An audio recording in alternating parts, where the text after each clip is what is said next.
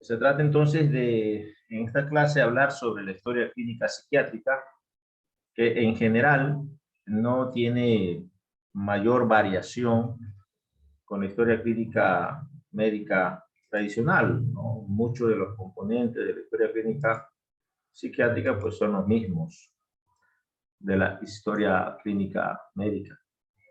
Por ejemplo, el motivo de consulta, la enfermedad actual, la forma de realizar el interrogatorio con respecto a los síntomas que aquejan al paciente y que se enrostran como esa cápita del motivo de consulta. La historia clínica psiquiátrica también consta de un apartado que es el examen médico general, el examen físico, puesto que efectivamente hay muchas enfermedades médicas que pueden coexistir con trastornos mentales o incluso enfermedades médicas que generan síntomas y signos de enfermedad mental. Por tanto, es imperioso conocer la historia clínica psiquiátrica. Habíamos terminado la unidad anterior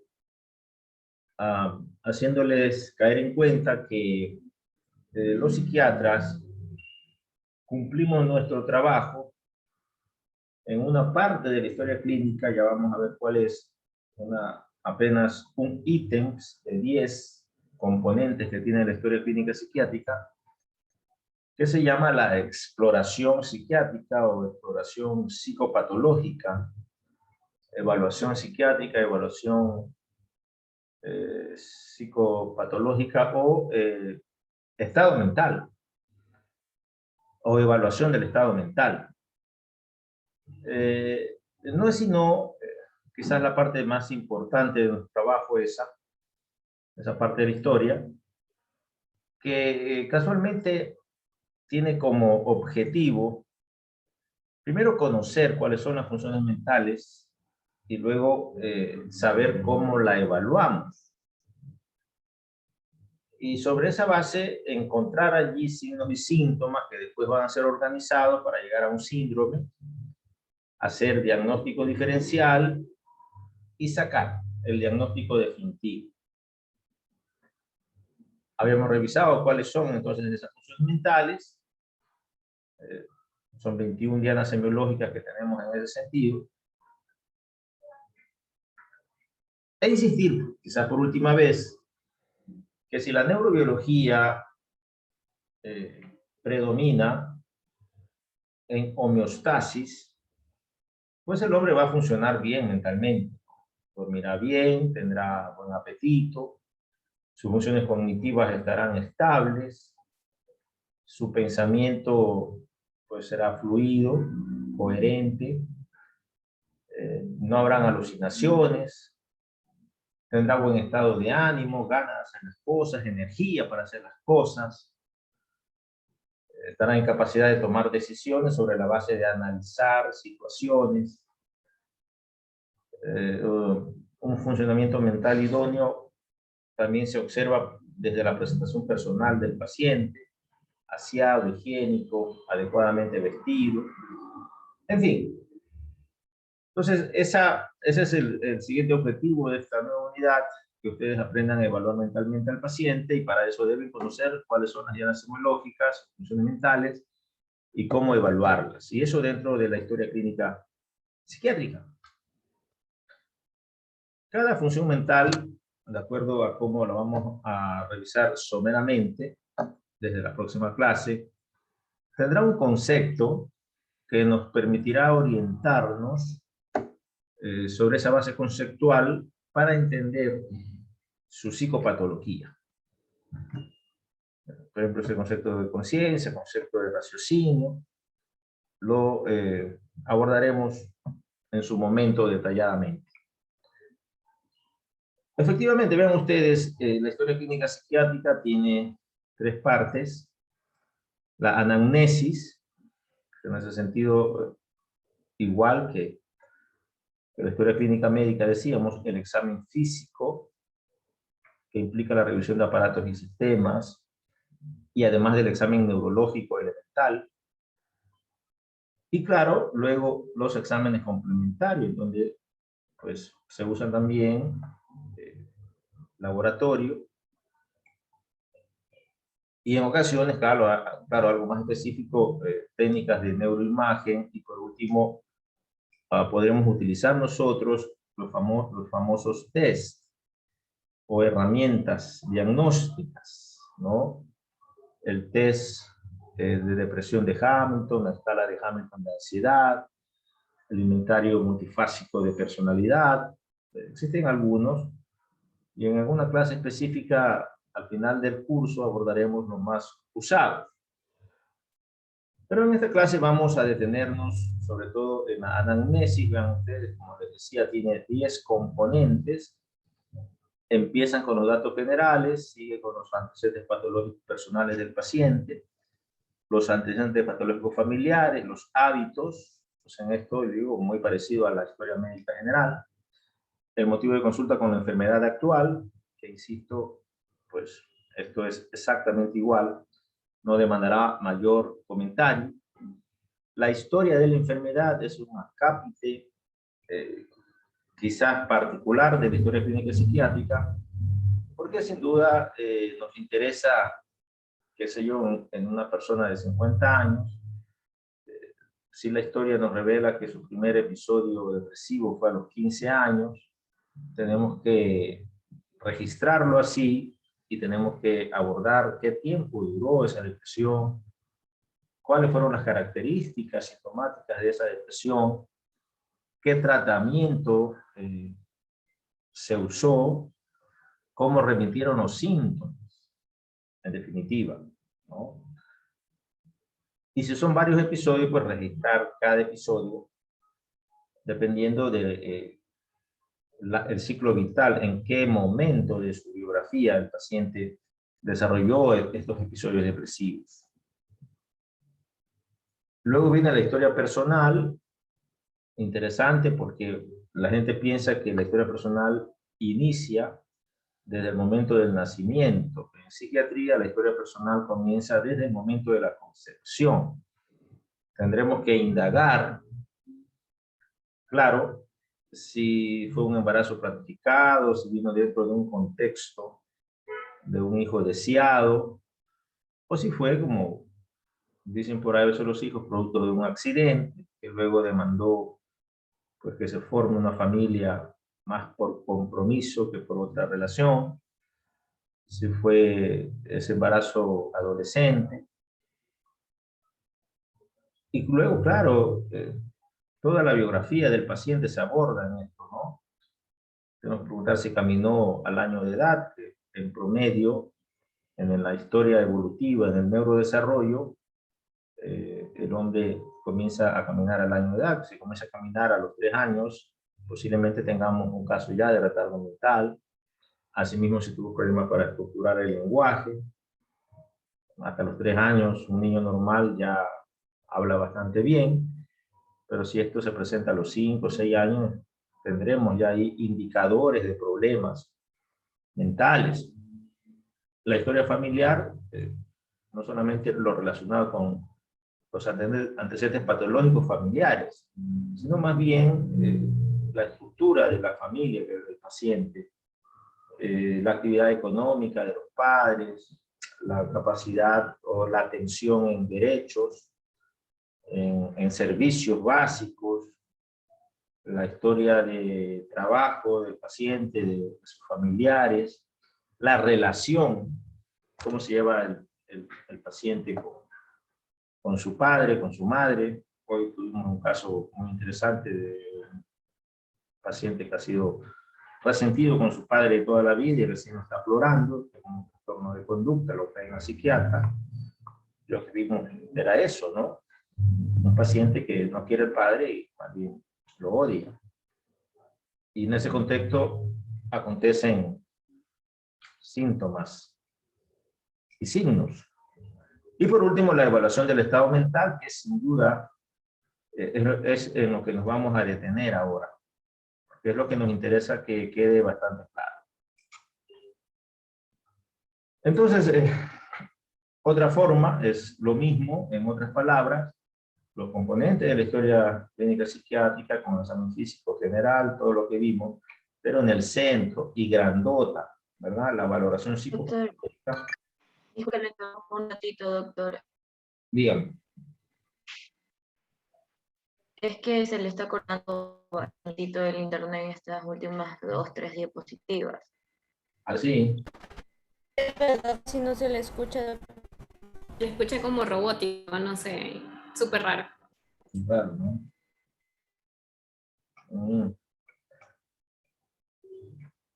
Porque estamos bien aquí, estamos bien acá. Ajá. Ahí está mejor. El internet. Podría ser el internet. Ahí está mejor. Un ratito. Sí, pero ahí se le escucha, por el momento se le escucha bien ahí.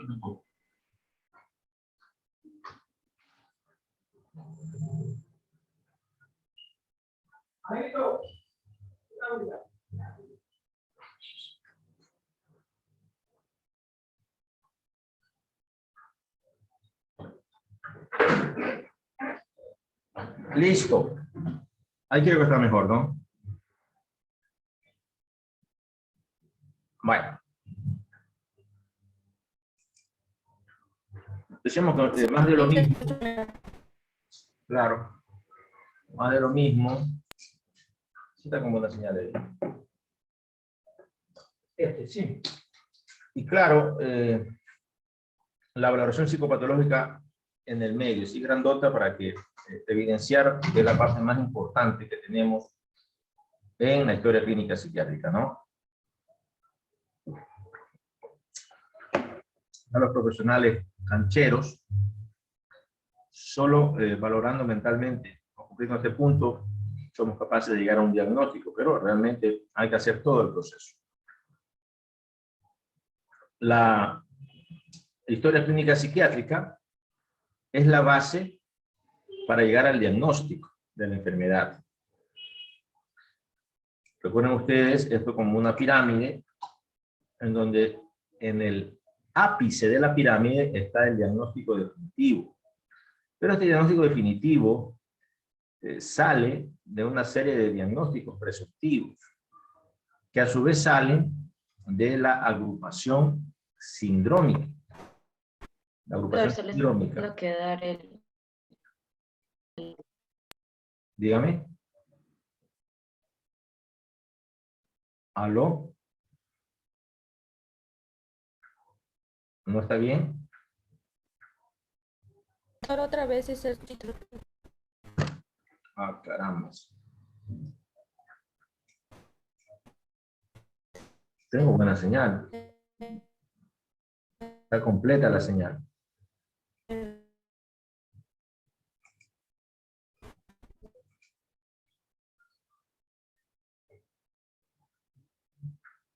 Ajá.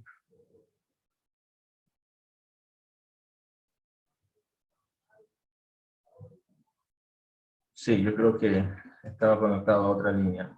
Ahora estoy seguro que me escuchan mejor.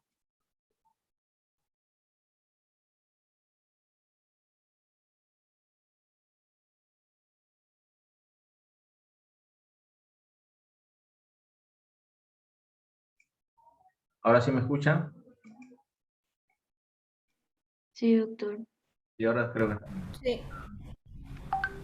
Con una línea aparte.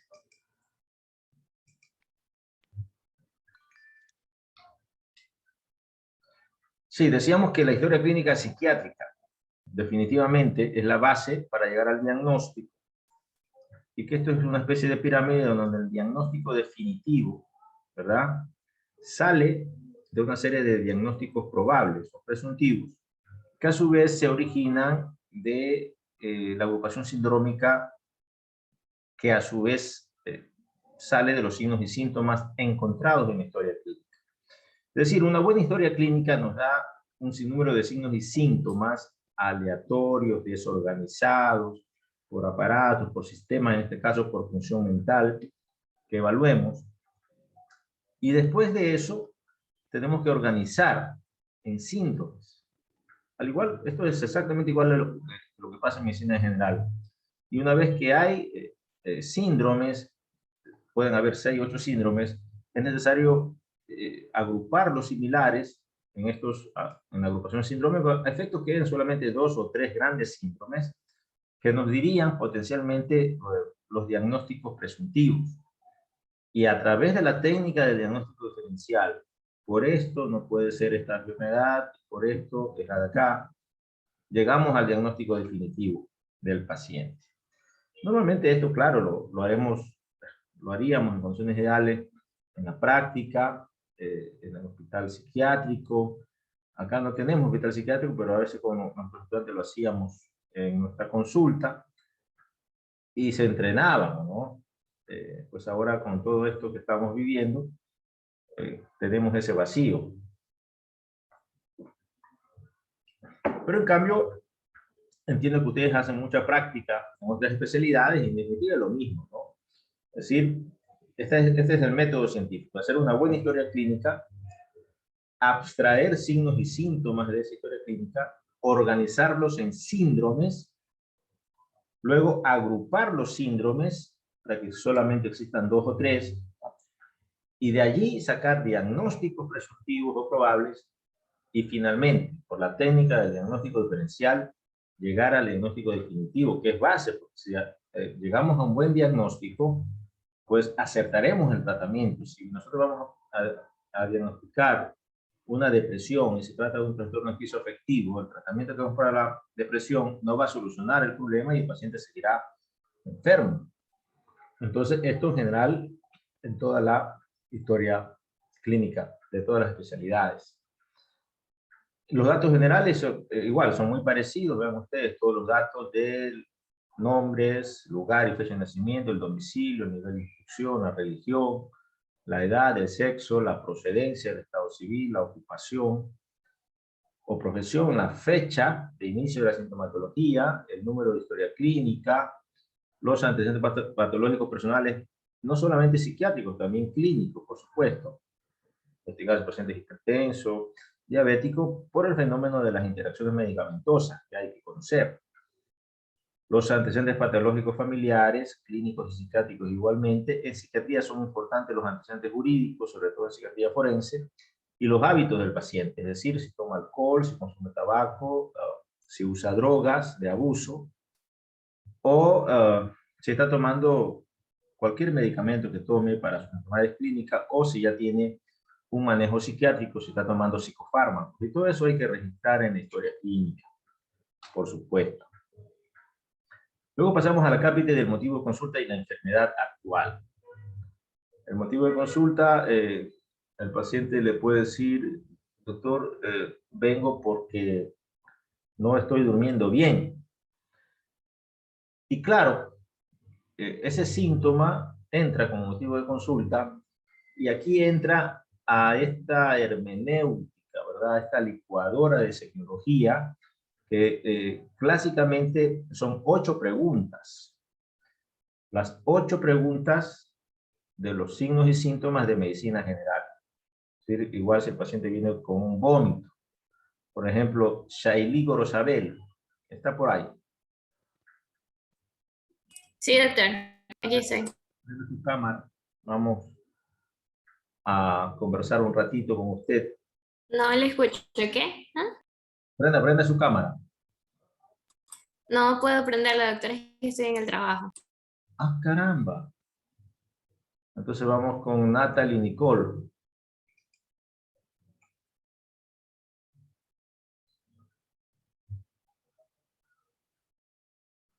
O con Cristian Vera.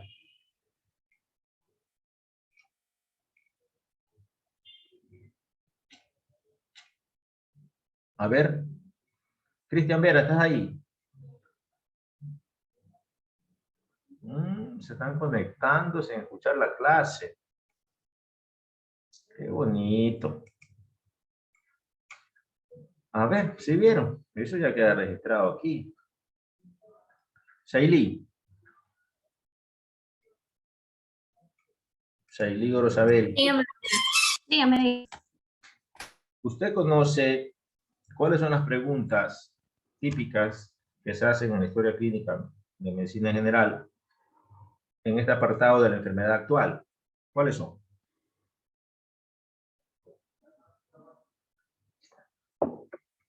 Ya vieron semiología.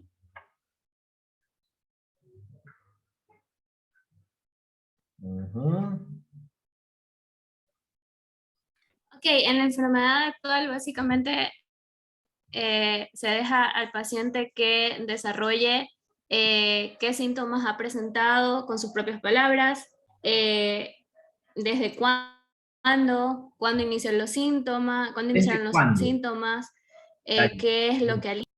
¿Desde cuándo? Efectivamente. Eso se llama fecha de comienzo de la enfermedad, ¿verdad? Y es la primera cosa. ¿Desde cuándo? Luego, ¿qué más? Son 8 preguntas. Ya, los alivia. el paciente ya desarrollado, como usted dice, usted ya ha notado los principales signos y síntomas.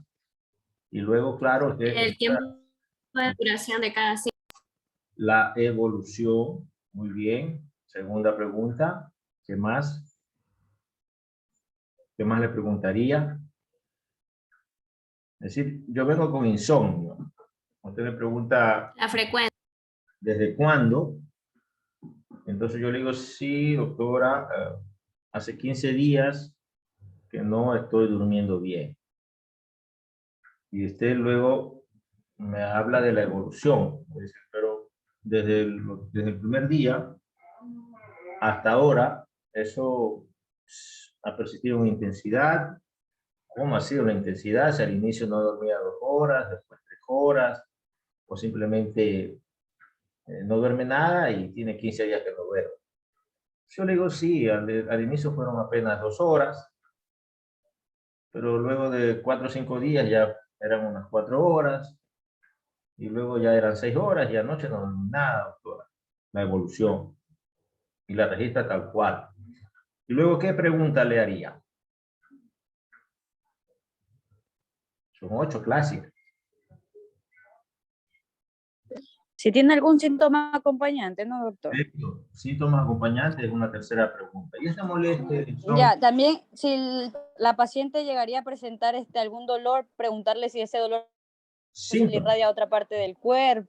Eso es como síntoma acompañante. Claro, la semiología del dolor es mucho más extensa, son 18 preguntas ahí. Pero acá, en insomnio, preguntamos fecha de comienzo, evolución, como dijo Shailí. También, doctor, ¿qué la alivia o qué la empeora? Perfecto, relación con los medicamentos. Esa es una cuarta pregunta, perfecto. Ya vamos por menos. Y sí, yo digo, bueno, me tomaba agüita de valeriana, doctora, y con eso comencé a dormir un poquito mejor. Pero igual me despierto en la noche y ya no puedo dormir. O me tomaba una pastilla que fui a la farmacia, me dio ahí el boticario me dio una pastilla que también me ayudó, 3, 4 horas, pero anoche ya no dormí nada. Entonces, registramos y continuamos con la anamnesis del signo y síntoma. Apenas vamos 4, son 8. ¿Cuál faltaría?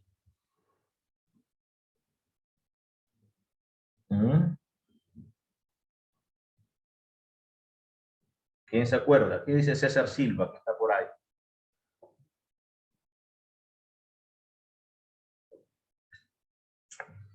¿O no está?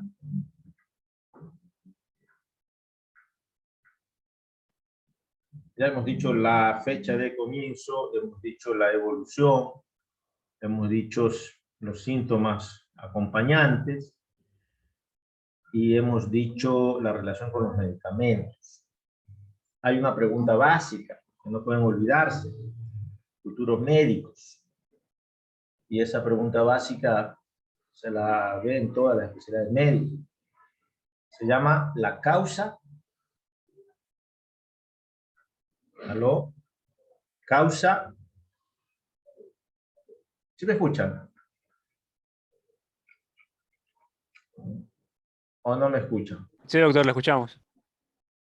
La causa aparente.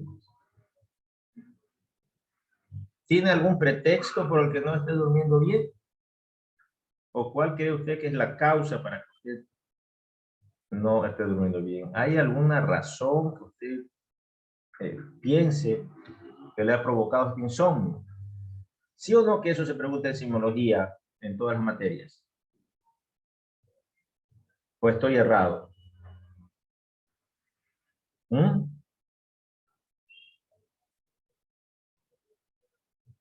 Hablo solo, ¿ah? Pues no estoy errado. Sí, sí, doctor. La verdad es que comencé a consumir marihuana y me gustaba mucho la marihuana, pero mi padre me descubrió, me dio vergüenza y dejé de consumir. ¿Verdad? La causa aparente. Otra pregunta, sin duda, es la forma de comienzo. No hay que olvidarse. Y la otra pregunta es del estado actual. ¿Y cómo está ahora este síntoma? Bueno, ya lo había dicho, que anoche no había dormido nada. Pero cuando se pregunta la fecha de inicio, hay dos fechas, porque hay una fecha aparente y una fecha real. Él dijo hace 15 días que no comenzó a dormir bien, pero usted le pregunta sobre la marcha, es primera ocasión en su vida que no está durmiendo bien. Él dice, no, yo cuando fui adolescente me acuerdo que pasé como unas 3 semanas y mi mamá ya me llevó al psicólogo, y entonces él me dio unas terapias y me recomendó por ahí unas agüitas y ya dormí bien. Entonces, jóvenes, no se olviden de esas 8 preguntas. Fecha aparente de comienzo del síntoma, fecha real, forma de comienzo, cómo comenzó, causa aparente, la evolución, los síntomas acompañantes, la relación con los medicamentos y el estado actual. Eso con cada uno de los síntomas y signos. Luego, al llenar la historia clínica, nosotros tenemos que investigar la infancia del paciente, la adolescencia, el adulto, la fase adulta, la fase de adultez mayor, si ya son ancianos. Y todo esto tiene una performance biográfica más de tono psicológico que de tono psiquiátrico. Pero definitivamente nos interesa ver la historia de la enfermedad en el contexto de la vida del paciente. Si estamos hablando de un primer episodio, de un segundo episodio, de un tercer episodio, y si tiene un tercer episodio, hay que anotar en esta parte de la historia de la enfermedad cada episodio, cómo se presentó, cómo se resolvió, qué tiempo duró, en fin. Porque existen muchas posibilidades. Podemos estar viendo un paciente de 12 años y solamente tenemos que investigar la primera y segunda infancia. Pero vamos a estar viendo un paciente de 20 y tantos años que nos obliga a ver infancia, adolescencia y todos sus años de la vida adulta. Entonces, por ejemplo, este es un gráfico de un paciente que a los 18 años y durante 2 años tuvo un episodio depresivo, pero luego se resolvió y nunca más lo volvió a presentar. Este es otro caso de un paciente que hizo un episodio psicótico a los 18, a los 25 años, se controló, se estabilizó por unos 5 años, a los 30 años empezó de nuevo, no con la misma intensidad del primero, se trató bien, y duró 5 años, y luego el paciente ya no lo volvió a presentar en su vida. Las posibilidades, o el caso de un trastorno mental desde el nacimiento, un síndrome de Down, un retardo mental, en fin. O un paciente que pase toda su vida normal y a los 25 años debuta con una enfermedad psiquiátrica que lo acompaña toda su vida, o la esquizofrenia, un trastorno bipolar, un trastorno de personalidad, qué sé yo. Todas esas posibilidades. En la historia de la enfermedad, estas son palabras o parámetros que nunca pueden faltar en la historia clínica: cuando empezó, cómo empezó, la descripción del primer episodio, como decíamos, el diagnóstico, el tratamiento recibido, la respuesta del tratamiento, el tiempo del tratamiento, duración del periodo asintomático sin tratamiento, eso hay que registrar, los episodios que ha sufrido hasta ahora y descripción de cada uno de los episodios, como decíamos.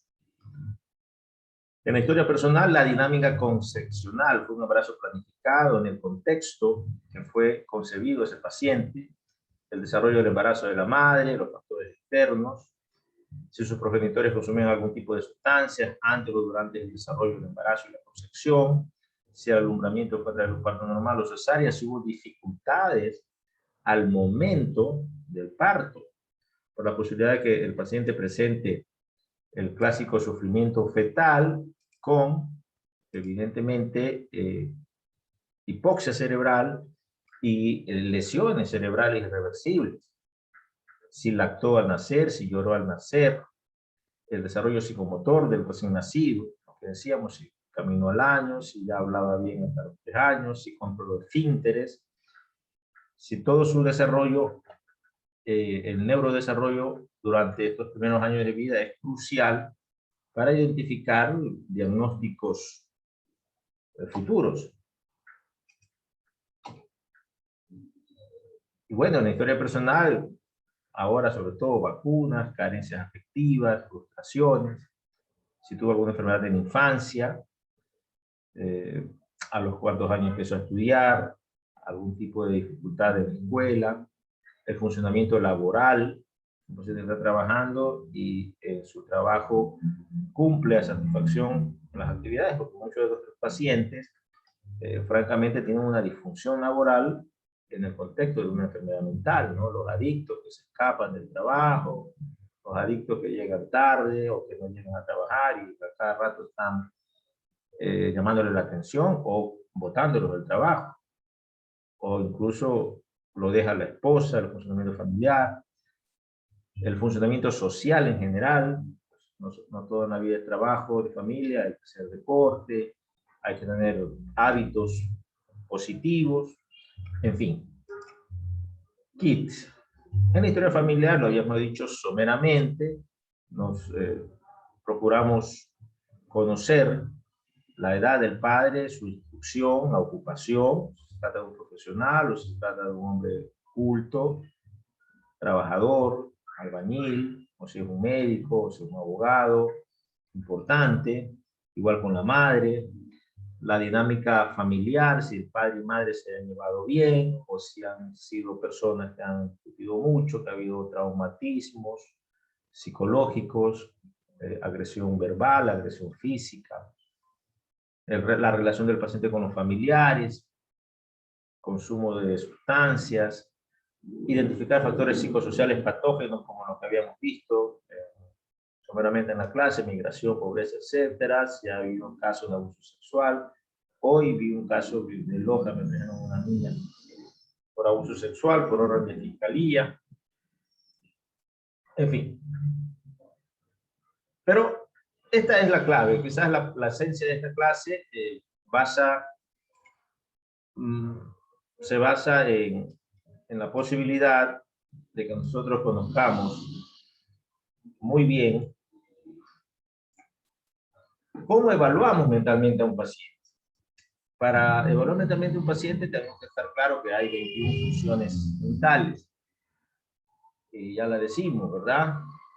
La conciencia, la presentación personal, la orientación, la psicomotricidad, la voluntad, la afectividad, el sueño, la alimentación, la inteligencia del paciente, el juicio práctico, el raciocinio, el cálculo, la capacidad de abstracción, la atención como función mental, el pensamiento, el lenguaje, la personalidad, la actitud del paciente y hasta la conducta sexual, junto con la memoria. Entonces veamos que 21 dianas semiológicas,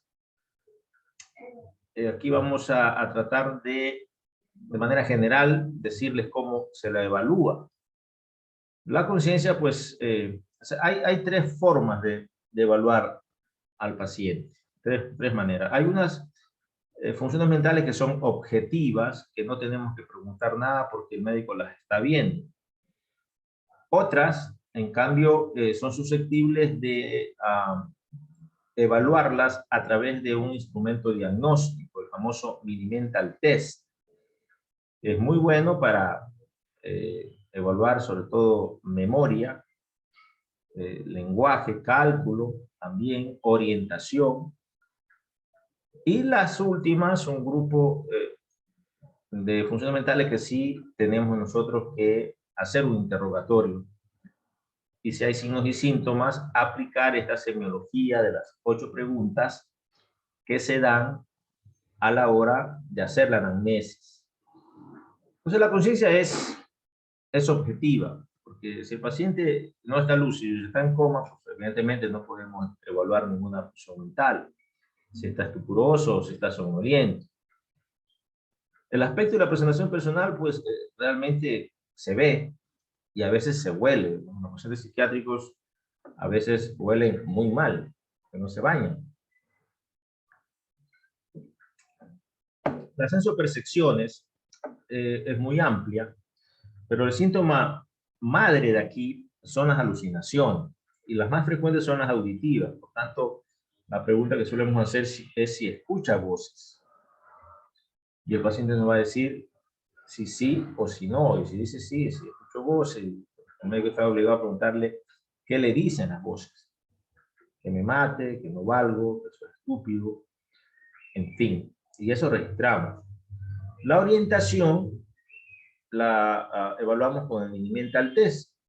Ahí está, ahí, entiendo yo que ustedes conocen ya ese instrumento. Ahí hay 10 preguntas que se hacen de orientación, es importante. De 30 puntos posibles, 10 puntos da la orientación, ¿no? Autopsíquica y alopsíquica, es decir, en tiempo, en espacio y en persona. La afectividad también realmente es muy amplia, pero nos interesa sobre todo indagar sobre la posibilidad de que se trate de una enfermedad depresiva. Y por eso nosotros tenemos que preguntar cómo está su estado de ánimo. ¿Pero qué es ánimo, doctor? No entiendo. Pues sus ganas de hacer las cosas, si tiene energía para hacer las cosas, si disfruta haciendo las cosas, o las hace, o no las hace, o las hace a regañadientes. El sueño es básico también, una pregunta simple, ¿qué tal durmió anoche? Y la alimentación, ¿cómo está su apetito? Porque de alguna forma, lo que nos interesa es saber la sensación de hambre. En las enfermedades mentales, como la depresión, por ejemplo, no existe hambre y el paciente baja mucho de peso. Apenas un 10% de los pacientes manifiestan una depresión atípica que se caracteriza, en cambio, porque tiene mucho apetito y está comiendo mucho y está yendo a la obesidad. Pero casi siempre nuestros pacientes deprimidos no tienen hambre. Entonces, por eso nos interesa conocer esto.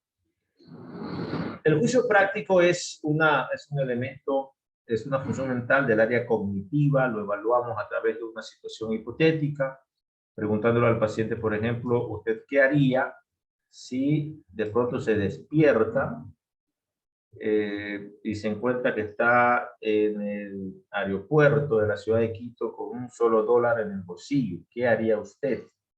Dependiendo de lo que el paciente nos diga, veremos si tiene una capacidad cognitiva estable y una inteligencia estable. Porque evidentemente con un dólar en el bolsillo no va a poder comprar un boleto. Y si el paciente dice, no, pues me regreso en el próximo vuelo. ¿No? Entonces la respuesta más acertada ahí, hago una llamada telefónica. El cálculo en el Mini Mental Test, el raciocinio, para evaluar el raciocinio, típicamente los psiquiatras usamos la prueba de las semejanzas y diferencias. Esa blusa y ese pantalón se parecen en que ambos son prendas de vestir. ¿En qué se parece una pera a una manzana? Una pregunta tan lógica, pero que nuestros pacientes con deterioro cognitivo por algún trastorno, pues encontraremos respuestas muy variadas. La capacidad de abstracción la evaluamos con un refrán. ¿Qué significa cuando la gente dice, más vale pájaro en mano que 100 volando.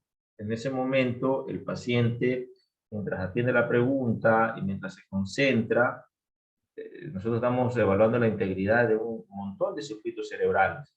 Si lo dice bien, pues evidentemente nos da la idea de que su cognición está estable. La capacidad de atención la evaluamos también en el mental test, junto con la memoria, que se evalúa.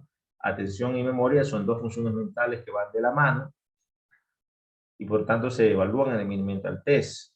En el pensamiento, esto sí, la verdad es que es muy amplio, pero lo que nos interesa es encontrar el signo más importante de los trastornos del pensamiento, que son los delirios o ideas delirantes. El más frecuente es la paranoia.